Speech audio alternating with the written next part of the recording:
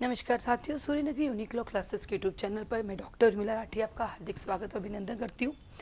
हम बात कर रहे हैं एडीजे एग्ज़ाम की। एडीजे एग्ज़ाम के लिए एक्चुअली ये वीडियो मुझे 3 दिन पहले ही बना लेना था, लेकिन चूँकि आप देख रहे हो कि मेरी तबीयत ठीक नहीं, मेरी आवाज़ ही नहीं निकल पा रही थी 3 दिन पहले। तो अभी हाल ही में सुप्रीम कोर्ट एक जजमेंट दिया। जजमेंट ये है कि अब जो भी जुडिशरी वाले हैं, मैं सिंपल भाषा में कहूँ, जो भी आरजेस है, क्योंकि आरजेस को सब समझते हैं, आरजेस हैं, जीजेस हैं, एमपीजेस हैं, यानी जो भी जुडिशियल सर्विसेज में हैं, और जिन लोगों ने, क्योंकि पहले जब आप जुडिशियल सर्विसेज में बन जाते थे तो आप एडीजे का एग्ज़ाम नहीं दे सकते थे जब तक कि आपकी सर्विस के 12 ईयर्स नहीं हो जाते, अलग अलग रूल्स होते थे। अब इन्होंने एक अच्छा काम कर दिया कि एक बंदा आरजेस बन गया।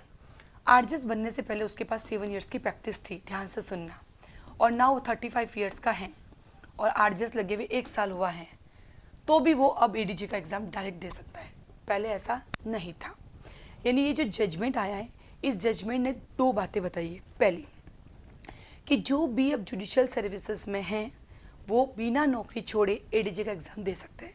पहले ये होता था कि आप आरजेएस बन गए या दिल्ली में, गुजरात में जज बन गए तो आपको नौकरी छोड़नी पड़ेगी, फिर आप एडीजे का फॉर्म भरोगे और फिर एग्ज़ाम दे सकते हो। अब ये तो हट गया।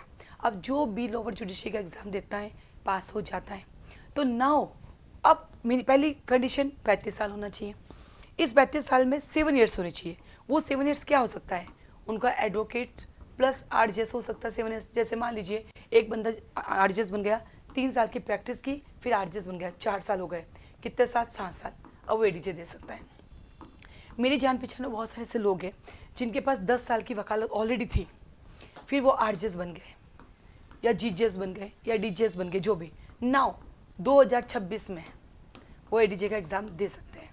तो पहली बात तो इन्होंने ये कह दी कि जो भी लोअर जुडिशरी वाले बच्चे हैं जिनकी एज 35 हो गई हैं, जिनके पास पहले से 7 साल की वकालत थी और बाद में वो जज बने हैं, या वो 3 साल की वकालत तो 4 साल हुए गए जज बने हैं, कुल मिला के दोनों कमांड, एडवोकेसी प्लस उनकी आरजेएस जज बने, ये दोनों जब उनका कमांड हो जाता है तो वो क्या कर सकते हैं? एडीजे का एग्ज़ाम दे सकते हैं। पहली कंडीशन ये थी। दूसरी गड़बड़ क्या हुई? गड़बड़ तो क्या कहूँगी, इनके लिए तो फ़ायदा हुआ, लेकिन एडवोकेट्स सुनो, ये जो आएंगे एग्ज़ाम देने के लिए ये एडवोकेट कोटे में आएंगे क्योंकि इनको वकील माना जाएगा। तो सेकंड इन्होंने कह दिया कि ये जो आएंगे वो एडवोकेट कोटे वाली जो सीट्स हैं उसी में काउंट होंगे, क्योंकि एडीजे के एग्ज़ाम 2 तरह से होते हैं। एक एडीजे का एग्ज़ाम होता है जो कि क्या बोलते हैं, प्रमोशन के बेस पर, और एक होता है एडवोकेट कोटे से। जो प्रमोशन के बेस पर होता है वो तो होता ही रहेगा, लेकिन ये जिनका भी प्रमोशन का टाइम नहीं आया है ये पहले एग्ज़ाम दे सकते हैं और ये एडवोकेट कोटे से एग्ज़ाम देंगे। तो एडवोकेट साहब पहले अपनी सीटें नहीं गई थी, एडवोकेटों कुछ हुआ ही नहीं, अब जा रही है। इस पर सारे वकील चुप है, 3 दिन हो गए, किसी को कुछ पता ही नहीं है। और मैं 3 दिन से वीडियो बना नहीं पाई क्योंकि आवाज़ में सही नहीं थी। तो एडवोकेट्स के लिए नुकसान हुआ क्योंकि अब एडवोकेट कोटे में जितने भी लोअर जुडिशरी जजेस हैं वो सब एडीजे का एग्ज़ाम का फॉर्म भरेंगे, ये ध्यान रखना। मतलब आपका कंपटीशन अब हाई हो गया। सेकेंडरी, वो जो जज बन चुके हैं, क्योंकि मैंने अपने स्टेटस पे भी लगाया था कि congratulation judicial magistrate and civil जजेस जिनके पास 35 ईयर्स की एज है और एडवोकेसी और आरजेएस मिला के या ओनली एडवोकेसी आपके पास 7 साल की वकालत है, आप एडीजे दे सकते हो। कई लोगों को मैं जानती हूँ जिनके पास ऑलरेडी 10-10 साल की वकालत है, वो आरजेएस बने, 20-20 साल की वकालत वो आरजेएस बने हैं, वो इस साल एडीजे दे सकेंगे। उनका पिछले साल रहा था मैं नहीं दे पाई या मैं नहीं दे पाया, मेरा नुकसान हुआ। आपका कोई नुकसान नहीं हुआ, आपको डबल धमाका मिला, आप आरजेएस भी बन गए, आप एडीजे भी बन सकते हैं।